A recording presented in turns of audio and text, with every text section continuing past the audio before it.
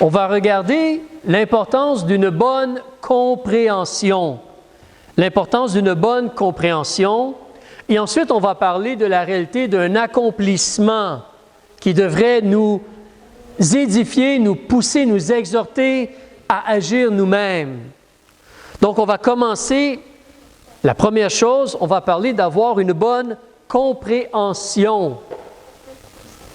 Si tu as lu la Bible un peu, beaucoup, tu as remarqué cela, mais aujourd'hui, on a une bonne occasion de le lire, de le voir, de le réaliser. Dans la Bible, il y a des choses qui sont écrites que nous ne devons pas reproduire. La Bible, elle est écrite, elle nous enseigne, elle nous donne de l'information, elle nous parle de Dieu, de ce que certains hommes de Dieu ont fait, et elle nous parle des vérités de Dieu, comment être sauvé, comment le servir. Mais Dieu a demandé à certains gens de faire certaines choses, et nous n'avons pas à reproduire cela. Donc, il y a des choses que l'on lit dans la Bible, on ne doit pas l'appliquer dans notre vie. Je vous donne certains exemples imparfaits. Je mentionnais à quelqu'un, je ne sais pas si vous avez vu cela, mais lorsque c'est le temps de la Pâque, aux Philippines, et peut-être en d'autres pays, il y a des gens qui se font crucifier. Ils vont mettre des crochets dans leur peau, puis ils se font tirer et lever et clouer sur une croix, comme une forme de torture ou quelque chose du genre. C'est un pays très catholique aux Philippines et très religieux. Il y a aussi beaucoup de gens qui sont sauvés, nés de nouveau. Mais j'ai déjà vu des reportages sur cela. Nul besoin de vous dire que Jésus a été crucifié, mais toi et moi, on n'a pas besoin de se faire crucifier. On n'a pas besoin de reproduire cela. Si quelqu'un nous haït et décide de nous battre et nous crucifier, c'est une chose. Mais ce n'est pas comme si on doit aller se faire crucifier. Un autre exemple aussi, si tu regardes, vous avez certainement eu connaissance, puis dernièrement, ils ont eu le film aussi, Noé. Mais en réalité, dans la Bible, Dieu a demandé à Noé de construire une arche. Alors, vous, cependant, dans votre cour arrière ou sur votre terrain, Dieu ne vous demande pas de construire une arche. Je peux vous le dire, vous le confirmez. Alors, tu vois Noé qui a construit une arche, mais ça, c'est lui. On ne reproduit pas cela. Un dernier exemple, peut-être, et tu pourrais penser à plein d'autres. Mais dernièrement, on a vu Paul quand il est allé en voyage missionnaire. Il s'avançait et c'est comme si Dieu fermait la porte. Tu ne vas pas prêcher ici. Tu ne vas pas aller dans ce pays-là ou dans ce coin de pays-là, dans cette région-là. Et Dieu finalement l'a mené vers le bout de la Turquie, près de Troas. Il a eu une vision. Il a vu un homme macédonien qui lui a parlé « Viens nous secourir ». Alors, nul besoin de vous dire, Dieu ne vous appelle pas en Macédoine. Peut-être certains ont été en Macédoine. Je sais que tu as un ami qui a été en Macédoine ou un frère que tu connais. Mais Dieu ne nous appelle pas en Macédoine. On lit ces choses-là et on apprend de ces choses-là. On est instruit, mais on ne reproduit pas cela dans notre vie. Alors, dans ce qu'on va lire présentement, on va avoir un excellent exemple de cela. Alors, en réalité, ici, Jésus va établir 12 apôtres et leur demander d'aller faire un ministère ou un travail. Et ce qui est enseigné se rapporte premièrement et presque intégralement aux apôtres et le ministère que Jésus leur avait donné. Nous n'avons pas à reproduire cela de nos jours. On va en parler un peu. Alors, chapitre 10, verset 1. Jésus donc appelle ses 12 disciples et il leur donne le pouvoir de chasser les esprits immondes et de guérir toutes sortes de maladies et toutes sortes d'infirmités. Jésus a donné le pouvoir aux 12 apôtres. Les autres disciples n'ont pas ce pouvoir-là, là, ici. Mais les 12 apôtres ont ce pouvoir-là. Et il leur dit d'aller faire, d'aller agir. Et là, on nous donne les noms. Le premier est Simon, nommé Pierre et André, son frère. Jacques, fils de Zébédée, et Jean, son frère. Philippe et Barthélemy, Thomas et Matthieu. Le péager, Jacques, fils d'Alphée, et le B surnommé Thaddée, Simon le Cananite et Judas l'Iscariote, qui même trahit Jésus. Jésus envoya ces 12-là, il les envoie ces 12-là. Donc, quand tu lis ceci, Jésus a établi 12 apôtres et les envoie pour faire un ministère spécifique. On va voir dans un instant, c'est en Israël et comme seulement parmi Israël. C'est quelque chose de personnel et spécifique à eux. Nous ne reproduisons pas cela aujourd'hui. Aujourd'hui, est-ce que nous, on établit des apôtres? Non. Et est-ce que nous, on va aller dans un ministère spécifiquement en Israël, comme on va voir? Non. Alors, Jésus a choisi 12 apôtres, mais aujourd'hui, il n'y a plus d'apôtres. Et nous n'établissons pas des apôtres. Tu peux garder ton doigt ici et regarder avec moi dans Actes des apôtres, s'il te plaît, au chapitre 1. Un rappel, on a vu cela, mais Actes chapitre 1 à la page 165. Oui, nous établissons des prédicateurs, des pasteurs, des évangélistes, mais pas des apôtres. Ils n'ont pas les mêmes capacités, les mêmes dons, ou ils ne vont pas aller au même endroit. Ce n'est pas le même ministère. Actes chapitre 1, on doit remplacer Judas, on doit remplacer un apôtre. C'est Jésus qui avait choisi Judas. On va remplacer Judas. Portez attention les qualifications et considérez aujourd'hui, personne ne peut atteindre ces qualifications-là. Si tu regardes au verset 20, il est écrit dans le livre des Psaumes que sa demeure devienne déserte et qu'il n'y ait personne qui l'habite et qu'un autre prenne sa charge. Quelqu'un d'autre va devenir apôtre. Mais les qualifications, verset 21, il faut donc que des hommes, ça doit être un homme, il faut donc que des hommes qui ont été avec nous pendant tout le temps que le Seigneur Jésus a vécu parmi nous. Alors, si tu voulais être apôtre, la qualification, c'est que tu devais être là avec le groupe de disciples qui suivaient Jésus partout pendant tout le temps que Jésus était avec eux. Est-ce qu'il y a quelqu'un aujourd'hui qui peut remplir ce critère-là? Personne! Parce que personne n'était en vie dans ce temps-là. Mais ces gens-là, oui, c'était pour eux ça. Ce n'était pas pour nous. Ensuite, si tu continues, verset 22, depuis le baptême de Jean jusqu'au jour où le Seigneur a été enlevé d'avec nous. Il n'y a personne qui était là quand le Seigneur a été enlevé. Il faut qu'il y en ait un qui soit témoin avec nous de sa résurrection. Est-ce qu'il y a quelqu'un aujourd'hui en vie qui peut témoigner qu'il a vu Jésus ressusciter? Non, personne ne peut faire cela. Alors, ces qualifications-là ne sont pas atteignables aujourd'hui. En plus, tu vas ajouter à cela, regarde avec moi dans le livre de l'Apocalypse, au chapitre, nous on a vu cela, la ville de Dieu, si tu te rappelles, il y a quelques semaines, mais vers la fin, chapitre 21 et le verset 14, à la page 367, vers la fin de ta Bible, on nous dit clairement combien d'apôtres il y a, combien d'apôtres de Jésus ou l'apôtre de l'agneau qu'il y a. La muraille de la ville de Dieu, elle avait 12 fondements sur lesquels étaient les noms des 12 apôtres de l'agneau. C'est pourquoi Judas, il est allé à son lieu. Judas doit être remplacé, ça prend 12 apôtres qui sont témoins auprès du peuple, 12 tribus d'Israël, mais 12 apôtres. Et les 12 apôtres vont régner avec Jésus quand il va revenir, ils vont régner sur les 12 tribus d'Israël. 12 apôtres. Dieu a établi cela. Donc, aujourd'hui, nous ne reproduisons pas cela. Nous n'établissons pas des apôtres. Personne ne peut dire qu'il est un apôtre. On n'établit pas d'apôtres. Aujourd'hui, si quelqu'un est appelé au ministère, on a des termes comme pasteur. On va dire des fois missionnaire, dans le sens qu'il va aller pour prêcher l'Évangile. On va parler d'évangéliste. Mais ce sont des gens qui n'ont pas le même ministère que les apôtres. Retournons dans Matthieu, au chapitre 10, s'il vous plaît. Ou si vous avez gardé votre doigt là comme moi. Matthieu, chapitre 10. Ça, c'est pour eux. Nous lisons cela et nous apprenons. Nous aussi, on devrait être appliqués à l'œuvre de Dieu et sortir et aller vers les gens. Comme Jésus a envoyé des apôtres vers les gens. Nous devons aller donner le message. Mais ce n'est pas le ministère des apôtres. Alors, si je continue au verset 5, portez attention, qu'est-ce que Jésus donne comme ordre? Jésus envoya ces 12-là et il leur donna ses ordres en disant « N'allez point vers les gentils. » Tu sais, un gentil, c'est quelqu'un qui n'est pas un juif, qui n'est pas israélite. Ça, c'est un gentil. Il dit, n'allez point vers les gentils et n'entrez dans aucune ville des Samaritains, mais allez plutôt vers les brebis perdues de la maison d'Israël. Le ministère des apôtres était spécifique. Va vers Israël. Pendant le temps de Jésus. Après cela, ça va changer.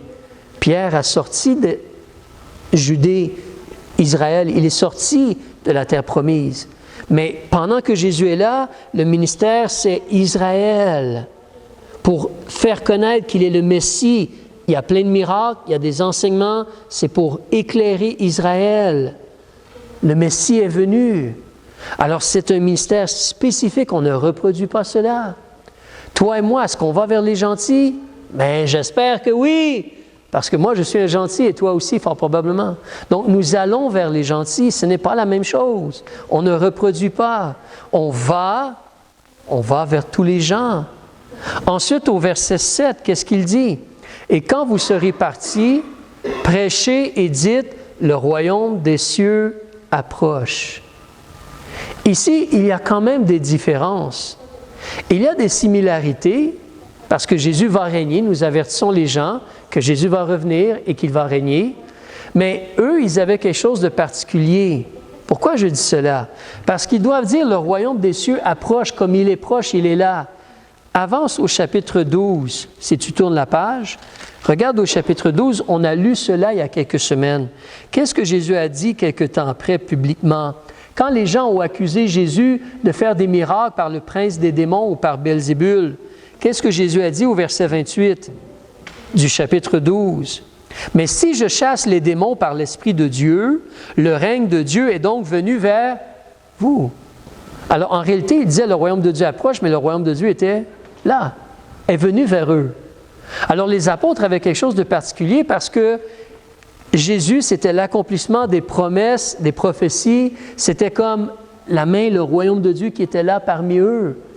C'était spécifique. On démontrait que Jésus était vraiment le Messie par tous les miracles qui étaient faits.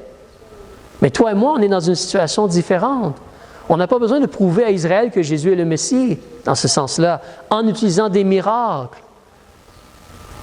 Nous, on prêche le message de l'Évangile. On prêche la repentance et la foi dans l'Évangile. On dit aux gens que Jésus va revenir et va régner, mais il y a des différences. Retournons au chapitre 10. Qu'est-ce que Jésus leur dit après cela? Verset 8. Ceci, des fois, fait réfléchir ou mélange les gens. Verset 8, Jésus a dit, « Guérissez les malades, nettoyez les lépreux, ressuscitez les morts, chassez les démons. Vous avez reçu gratuitement, donnez gratuitement. » De la même façon, nous ne reproduisons pas cela de nos jours. Ces gens-là se sont fait donner le don, la capacité d'imposer les mains et un mort ressuscitait. Un malade était guéri, un lépreux était nettoyé. C'était un ministère spécifique à eux concernant le Messie qui était là et toutes ces choses-là. Ils sont seulement en Israël. Alors, aujourd'hui, est-ce que Dieu est capable de guérir? Amen! Mais il n'y a pas un homme qui a la capacité, le pouvoir de toucher et quelque chose se passe. Nous avons la prière. Toute personne qui est sauvée peut prier, Dieu entend et Dieu choisit si la personne demeure en vie, si la personne elle est guérie ou ainsi de suite. Notre vie, notre situation, elle est entre les mains de Dieu. Dieu répond aux prières. La puissance de Dieu, elle est toujours là. Mais la situation, elle est différente et le ministère, il est différent. Donc, il y a des gens qui vont prendre cela et dire « Hey, on a le pouvoir de guérir. » Et non! Nous ne sommes pas des apôtres, nous n'allons pas seulement vers Israël et nous ne pouvons pas guérir. D'ailleurs, si les gens veulent prendre ce passage pour dire « Non, non, non, nous pouvons guérir », je les encouragerais à prendre les 2 versets qui suivent et les appliquer dans leur vie aussi, ce qu'ils ne font jamais. Verset 9. « Ne prenez ni or, ni argent, ni monnaie dans vos ceintures, ni sac pour le voyage, ni 2 habits, ni souliers, ni bâtons, car l'ouvrier est digne de sa nourriture. » Ces gens-là qui disent qu'ils ont le pouvoir de guérir, ces charlatans-là, est-ce qu'ils te demandent de l'argent habituellement? Est-ce qu'ils te demandent des choses en retour? Mais pourquoi ils ne pratiquent pas tout le passage? On prend ce qui fait notre affaire. On ne peut pas faire cela. En réalité, si tu lis ceci, c'est spécifique aux apôtres. Toi, tu as un portefeuille sur toi, tu as des cartes sur toi, tu as de l'argent sur toi, tu as 2-3 paires de vêtements. C'est correct. Ce n'est pas notre ministère, ça ici. Alors, nous lisons et nous apprenons au sujet de faire confiance en Dieu, que Dieu va s'occuper de nous. Mais la demande de Jésus, elle est spécifique à eux concernant cela. Regardez même les prochains versets, verset 11. « Et dans quelque ville ou bourgade que vous entriez, informez-vous qui y est digne et demeurez chez lui jusqu'à ce que vous partiez. » Est-ce que ça vous intéresse que j'arrive chez vous demain et je dis « Hey, Dieu m'a dit que tu étais digne de me recevoir et je reste chez toi jusqu'à ce que Dieu me dise d'aller ailleurs. » Ça c'est approprié, ça vous va ça? Alors, mais c'est spécifique à eux, les apôtres, d'accord? Donc, c'est différent. On apprend. Et oui, on doit pratiquer l'hospitalité. La Bible nous l'enseigne. Le Nouveau Testament nous l'enseigne. Mais eux, ils ont un ministère spécifique. Ils doivent aller en Israël, par la foi, guérir partout dans tous les villes et les villages. Ils vont à quelque part, ils vont rester chez quelqu'un jusqu'à ce que ce soit le temps de partir. Et pas seulement cela, verset 12, quand ils vont entrer dans quelque maison, ils vont la saluer. Et si la maison en est digne, que votre paix vienne sur elle. Mais si elle n'en est pas digne, que votre paix retourne à vous. Digne, c'est ce qui est mentionné au verset 11. Le verset 11, 12 et 13 doivent être lus ensemble, c'est un tout. C'est d'être reçu chez quelqu'un. Quelqu'un te reçoit, bénis-le. Mais ça, c'est eux dans leur ministère. Est-ce que si moi je vais chez quelqu'un, je peux bénir la personne, sa maisonnée, les gens qui habitent avec lui? Oui, mais eux, c'est une chose spécifique et particulière, demandée par Jésus, un ministère auprès d'Israël. Verset 14, « Et partout où l'on ne vous recevra pas et où l'on n'écoutera pas vos paroles, en sortant de cette maison ou de cette ville, secouez la poussière de vos pieds. » Est-ce qu'on peut faire cela de nos jours? Tu peux le faire si tu veux, mais en premier lieu, Dieu ou Jésus demande cela aux apôtres quand ils vont en Israël. Ils ont apporté le message, ils ont averti que le royaume venait, la nation n'écoute pas, ils sont responsables devant Dieu. On va voir dans un instant, il y a une réalité de jugement. Mais si je continue au verset 15, « Je vous dis en vérité que le sort de Sodome et de Gomorrhe sera plus supportable au jour du jugement que celui de cette ville-là. » Pourquoi Jésus dit cela? Vous vous rappelez, Sodome et Gomorrhe, c'était une ville où il y avait la sodomie, l'homosexualité, le péché, la rébellion, et Dieu a été patient, mais Dieu a jugé et a détruit la ville. Dieu est contre ces perversités-là. Dieu a détruit la ville. Mais les autres villes en Israël, qui vont recevoir le message que les apôtres vont apporter, en réalité, s'ils ne réagissent pas de la bonne façon, ou ne reçoivent pas le message et le Messie et ne se mettent pas en règle avec Dieu et ne reçoivent pas le Messie comme leur sauveur, leur situation, elle est pire que celle de Sodome et Gomorrhe. Le sort de Sodome et Gomorrhe va être plus supportable au jour du jugement que celui de cette ville-là. Prenons comme exemple une ville en Israël, Capernaum. Si Capernaum, justement, ne reçoit pas les ouvriers, le message et le Messie, leur sort, ce qui les attend au jour du jugement, c'est pire que ce qui va attendre Sodome et Gomorrhe. Et Sodome et Gomorrhe, c'était vraiment grave.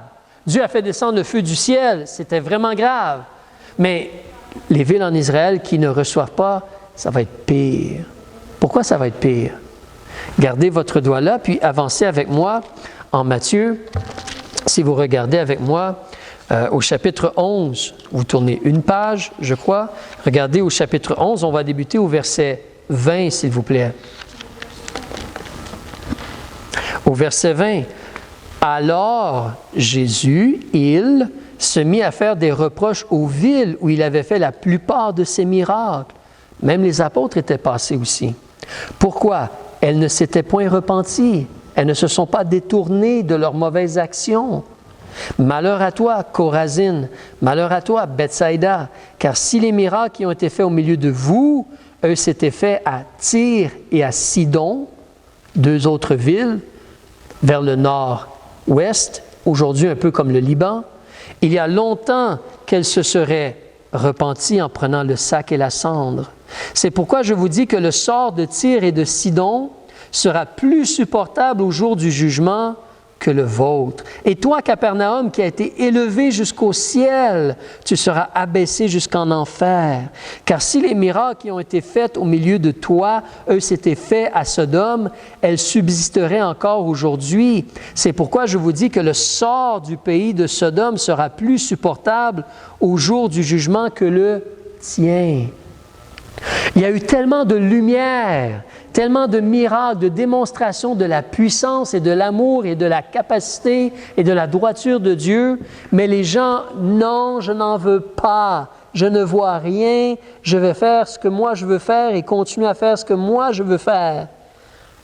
Et leur jugement va être pire que celui de Sodome et Gomorrhe. Ils ont été tellement éclairés. C'est pour ça que ça, c'est particulier à eux. Tous les miracles qui ont été faits par Jésus et par les apôtres pendant leur ministère, ça ne s'est pas nécessairement reproduit là parmi nous ou dans l'histoire de l'homme. C'était quelque chose de particulier. La nation d'Israël a eu cette lumière-là parce que Dieu essayait de les éclairer, les ramener vers lui. Mais justement, ils sont en danger. Retournons au chapitre 10. On est rendu au verset 16. Jésus, il dit aux apôtres, « Je vous envoie comme des brebis au milieu des loups. » Ça, c'est dangereux. « Soyez donc prudents comme les serpents et simples comme les colombes. » Alors, on peut être honnête et considérer que ça, c'est presque comme pour toute personne qui croit en Dieu en tout moment de l'histoire. On est en danger parce que le diable et des êtres humains sont contre Dieu. Et donc, en tout moment, tout le monde devrait être prudent et simple. Tout le monde devrait être prudent et simple. Mais, premièrement, c'est les apôtres dans leur situation. Parce que Jésus continue au verset 18. Qu'est-ce qui va se produire? Vous allez être menés devant les gouverneurs et devant les rois à cause de... Oh, excusez-moi, on a oublié le verset 17. Mais soyez en garde contre les hommes, car ils vous livreront aux tribunaux et ils vous feront fouetter dans les synagogues. Désolé, j'allais oublier le verset 17. Mais tu vois le lien encore, le verset 16, 17 et 18, c'est comme ensemble. Sois prudent, sois simple, sois en garde contre les humains, parce qu'ils vont te livrer aux tribunaux. Ils vont te faire fouetter dans les synagogues. Est-ce qu'il y a quelqu'un aujourd'hui qui est en danger d'être fouetté dans les synagogues? Non. Mais comprenons la situation. Dans le temps de Jésus, la synagogue, c'était tout. Tu te rappelles, tu as lu dans les évangiles, les gens n'osaient pas dire que Jésus était le Messie parce qu'ils seraient chassés de la synagogue. C'était extrêmement sérieux. Donc, les synagogues avaient comme le jugement. D'ailleurs, garde ton doigt ici et regarde dans Actes, chapitre 26 et au verset 10, verset 11, excuse-moi, comment l'apôtre Paul parle, à la page 206. Comment est-ce qu'on agissait en Israël avec les chrétiens, les apôtres et les chrétiens? Chapitre 26, versets 10 et 11. On va lire les deux. Paul parle de lui-même. Il dit, « C'est aussi ce que je fis à Jérusalem. Je mis en prison plusieurs saints ayant reçu ce pouvoir des principaux sacrificateurs, des chefs. Et lorsqu'on les faisait mourir, j'y donnais mon suffrage, donnais mon vote. Allez-y, faites-le. Puis les châtiant fréquemment où? À quel endroit? Dans toutes les synagogues. Je les contraignais à blasphémer. Et transportés d'une extrême rage contre eux, je les persécutais jusque dans les villes étrangères. » Même quand tu lis Actes des apôtres, comme nous et moi on l'a fait, qu'est-ce qui se produit? Les apôtres sont persécutés par des Juifs. Les premiers chrétiens sont persécutés par Israël. Alors, si tu reviens au chapitre 10 en Matthieu, tu vois que ce que Jésus dit s'applique premièrement aux apôtres et le ministère qu'ils ont. Donc, sois en garde, on va te livrer aux tribunaux, on va te fouetter dans les synagogues, on va te mener, au verset 18, devant les gouverneurs et devant les rois, à cause de moi, pour rendre témoignage devant eux et devant les nations. Mais quand on vous livrera à eux, ne soyez point en peine de ce que vous direz, ni comment vous parlerez, car ce que vous aurez à dire vous sera inspiré à l'heure même, car ce n'est pas vous qui parlerez, mais c'est l'Esprit de votre Père qui parlera en vous. Alors, tous ces versets-là ensemble, Jésus avertit, soyez simples, soyez prudents, soyez sages. Il avertit, vous allez être persécutés, arrêtés. Il avertit, je vais vous aider pour parler. L'Esprit de mon Père va vous aider pour parler. Tout cela s'applique premièrement aux apôtres, leur ministère. Est-ce qu'aujourd'hui, l'Esprit veut nous aider quand on témoigne? Oui. Mais premièrement, ça et les persécutions dans les synagogues, c'était les apôtres, leur ministère. Continuons au verset 21. On va terminer bientôt sur ce point-là. Le frère va livrer son frère à la mort. Le père, son enfant. Les enfants vont se soulever contre leurs parents et leur père et leur mère, et les feront mourir. Et vous serez haïs de tous à cause de mon nom. Mais celui qui persévérera jusqu'à la fin, c'est celui-là qui sera sauvé, comme délivré, comme physiquement délivré. Or, quand ils vous persécuteront dans une ville, fuyez dans une autre ville. Fuyez dans une autre. Je vous dis en vérité que vous n'aurez pas achevé d'aller par toutes les villes d'Israël, que le Fils de l'homme ne soit venu. Alors, encore là, tu vois, la phrase, elle est tellement spécifique, ça ne nous touche pas, nous. On te parle de se sauver dans les villes d'Israël. Je n'ai même pas mis les pieds en Israël encore dans ma vie. Et probablement que je ne vais jamais aller en Israël dans ma vie, à moins que Dieu choisisse autrement, ou qu'il y ait une porte ouverte ou quelque chose. Mais les apôtres, et quand tu considères, c'est vraiment intéressant ici parce que on te parle des villes d'Israël, mais Jésus ajoute la phrase « jusqu'à ce que le Fils de l'homme ne soit venu ». Est-ce qu'il parle de son retour? Donc cette déclaration-là pourrait même être considérée comme prophétique, comme le temps où, en réalité, on va recommencer à évangéliser et agir. Il va y avoir les 144 000 et il va y avoir des gens en Israël, il va y avoir les 2 témoins et des choses comme cela. Là, Jésus revient par la suite. Est-ce qu'on parle de ce temps-là? Je ne suis pas certain. Mais tu peux voir dans tout ce qu'on lit, on peut arrêter là au verset 23, dans tout ce qu'on lit, premièrement, lorsque je lis ce passage-là, je n'ai pas à reproduire cela. Ce n'est pas à moi ou à nous en tant qu'Église de reproduire cela. C'est le ministère que Jésus a donné aux apôtres dans leur situation, dans leur vie, dans leur temps, ou comme ici, mais quand le Fils de l'homme va venir. Mais cependant, comme je dis, si je lis cela et je sais que ce n'est pas à moi à établir 12 autres apôtres ou à essayer de toucher les gens puis espérer qu'ils soient guéris ou qu'ils reviennent à la vie, ou à ne pas avoir d'argent sur moi, ou aller toujours dans la maison des autres. Même si je ne fais pas cela, quand je lis ce passage, est-ce que je peux apprendre des choses? Mais certainement que je peux apprendre des choses. On peut y aller lentement, mais quand tu lis cela, tu apprends que si Jésus nous donne un travail ou une responsabilité, on doit être fidèle à le faire. Et nous, on sait, qu'est-ce que Jésus a dit? On a Matthieu chapitre 28, versets 19 et 20. Allez par tout le monde, prêchez l'Évangile, baptisez ceux qui croient et enseignez-leur à garder tous les commandements de Jésus-Christ. Je le dis en mes mots. Ça, Jésus a demandé à tous ses disciples de faire cela après sa résurrection. Alors, on a un travail à faire, on a un ministère et on doit être fidèle. On devrait être fidèle au message que Jésus nous a donné, pas arriver avec un nouveau message. Le message, c'est « repentez-vous ». Croyez en Jésus qui est mort à la croix pour vos péchés, pour avoir le pardon et la vie éternelle. Nous aussi, lorsqu'on va servir le Seigneur, nous devrions avoir confiance en Dieu, qu'il va pourvoir, qu'il va s'occuper de nos besoins, qu'il va agir. Alors, j'ai dit à quelqu'un dernièrement, si tu es dans une église et on est toujours en train de demander de l'argent, quitte cette église-là. Ce n'est pas un téléthon.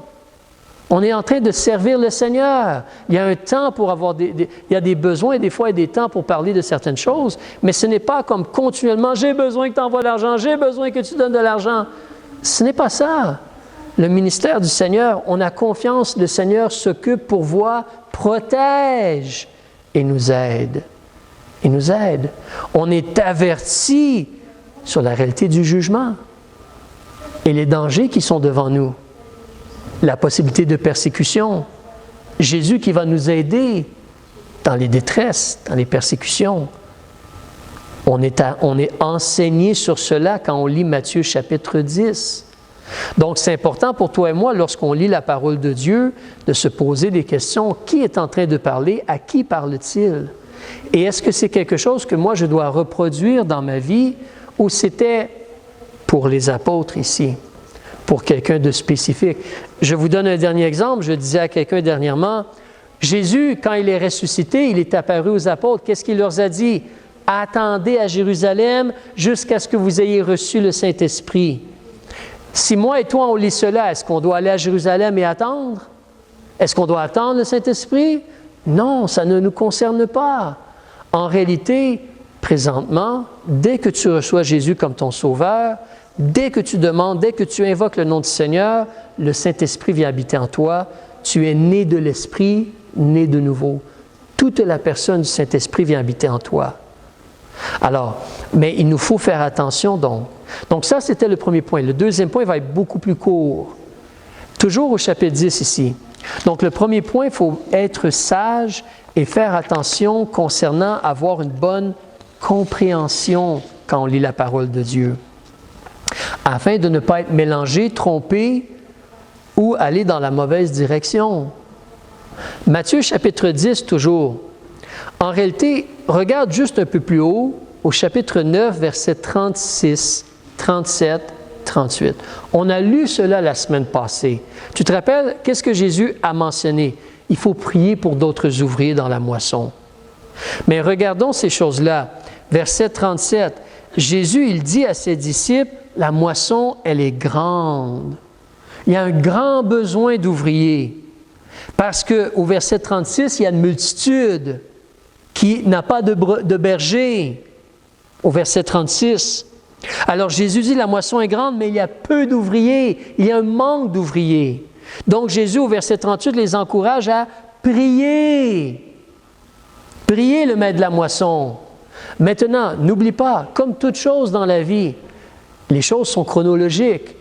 C'est-à-dire que tu t'es levé ce matin à l'heure que tu t'es levé. Tu as fait tes choses. Et présentement, depuis environ 10h30 ou 11h, tu es dans le bâtiment au 101 rue principale à Clarenceville ou Saint-Georges de Clarenceville. Et par la suite, tu vas retourner peut-être chez toi ou ailleurs. Tu vas aller à faire d'autres choses. Mais il y a l'ordre chronologique des événements. Jésus, il a dit, il y a un grand besoin d'ouvriers. Priez le maître de la moisson d'envoyer des ouvriers. Qu'est-ce qui se passe après? Regarde dans le livre de Marc. Avance avec moi en Marc, chapitre 3. L'ordre des événements. Parce que là, on va parler d'accomplissement ou de prière répondue. Marc, chapitre 3. Tu vas voir, ça va être court. Marc, chapitre 3, regarde au verset 13. Qu'est-ce qu'on nous dit? Jésus monte ensuite sur la montagne.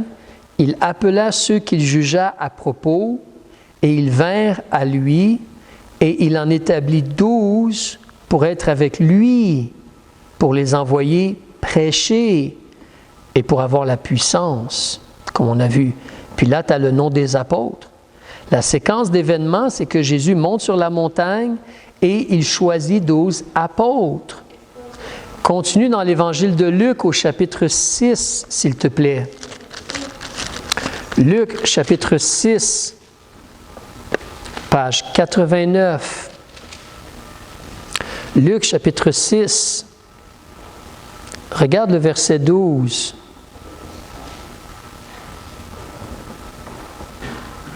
En ce temps-là, Jésus alla sur la montagne. Mais ici, en Marc, on ne nous en a pas parlé, mais qu'est-ce qu'on nous dit ici en Luc?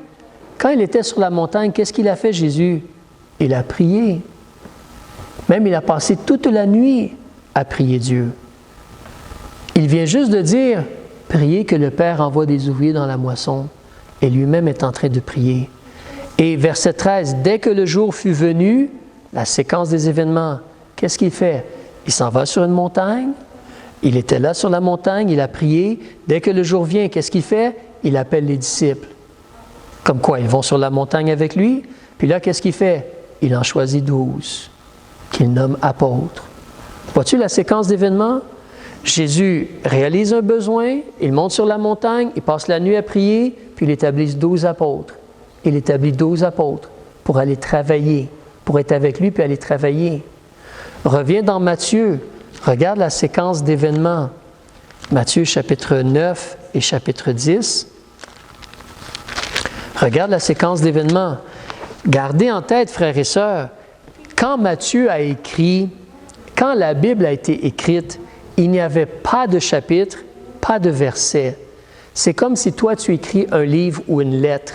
Tu écris. Les gens ont choisi de mettre des chapitres et ensuite des versets pour nous aider à nous retrouver dans la Bible. Et c'est utile parce que moi, je peux te dire, chapitre 9, verset 36, c'est utile. Mais en réalité, la séquence d'événements, ce n'est pas parce que tu arrêtes au chapitre 9 que c'est fini.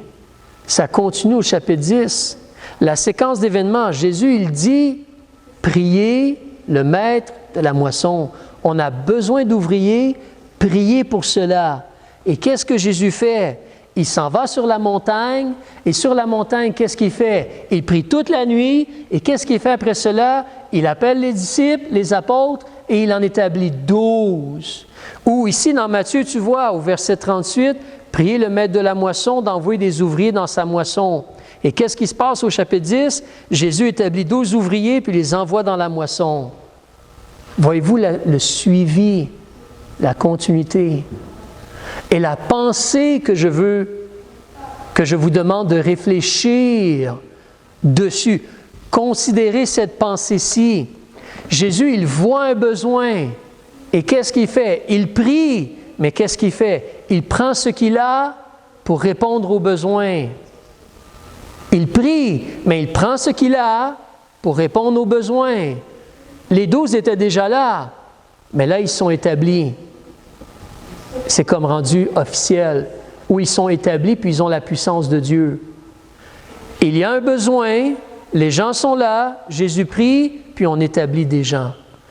Il répond aux besoins en partie, il répond aux besoins en prenant ce qui est là et en l'utilisant.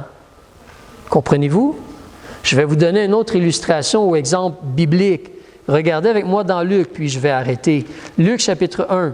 Vous connaissez les parents de Jean le Baptiste, Zacharie et Élisabeth. Page 78, Luc chapitre 1. Et il va y avoir un besoin, il va y avoir la prière, et Dieu va utiliser les gens qui sont là. Luc chapitre 1. C'est un peu simple comme illustration, mais vous allez voir, c'est une réalité similaire.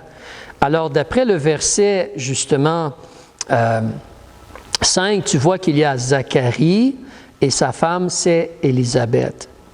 Vous les connaissez. Au verset 7, on te dit qu'ils n'ont point d'enfants. Élisabeth, elle est stérile.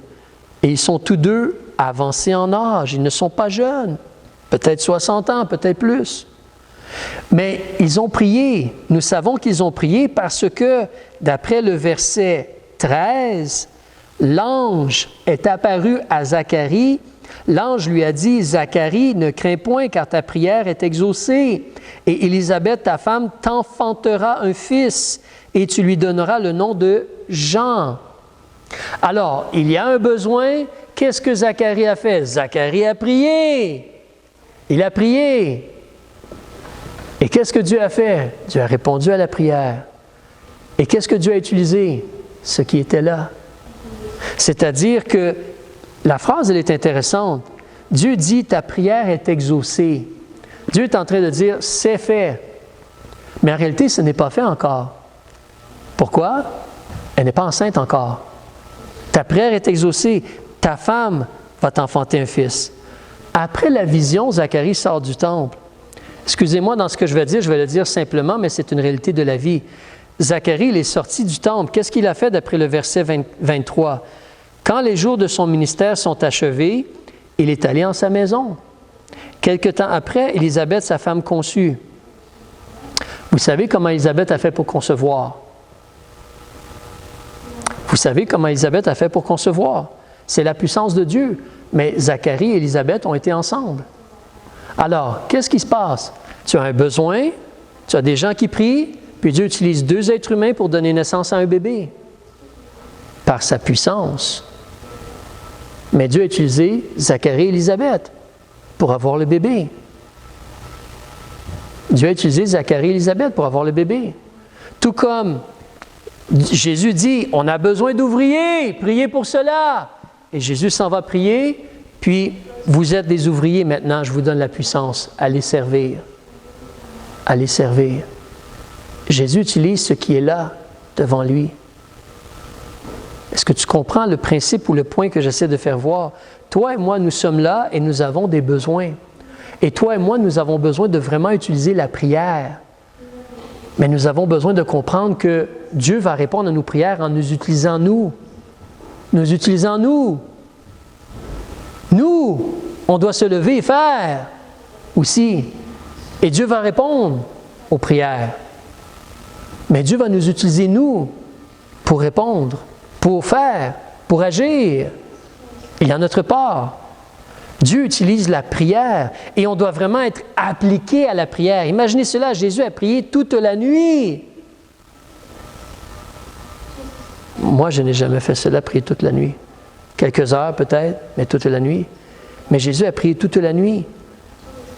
Dieu a utilisé la prière et les actions ou ce qui était là et disponible pour répondre aux prières, pour répondre aux besoins. Aux besoins. C'est-à-dire que Dieu veut nous utiliser pour accomplir. Dieu veut nous utiliser pour répondre aux besoins. Ce n'est pas le moment de dire « mais je ne peux pas, je ne sais pas ». La puissance de Dieu, le Seigneur Dieu, il est capable. Notre part, c'est de se donner, le laisser nous utiliser, être prêt à aller, à agir, à prier, puis à agir, à faire ce qu'on peut, par sa puissance, par sa puissance. Mais le Seigneur, il répond à nos prières en utilisant ce qui est là, des fois. Oui, des fois, le Seigneur amène quelque chose qui n'était pas là du tout. Comme quand Dieu a créé le monde, il n'y avait rien, puis Dieu a créé le monde à partir de rien. Mais dans d'autres cas, Dieu utilise ce qui est là et s'en sert. Tu connais l'autre histoire du jeune homme qui a donné son lunch et avec cela, Dieu a multiplié, Jésus a multiplié, puis il a nourri une foule de gens avec des pains et des poissons. Mais le jeune homme a donné le peu de pain et de poissons qu'il avait. Cette histoire se trouve dans les évangiles, tu la connais. Mais il utilise ce qu'on a. Puis, il peut, par sa puissance, accomplir et faire. Alors nous, est-ce qu'on est prêt à se donner? Est-ce qu'on comprend cette réalité-là? Jésus utilise ce qui est là, nous, et ce qu'on a. On va terminer par la prière. Père, on te prie de nous aider à considérer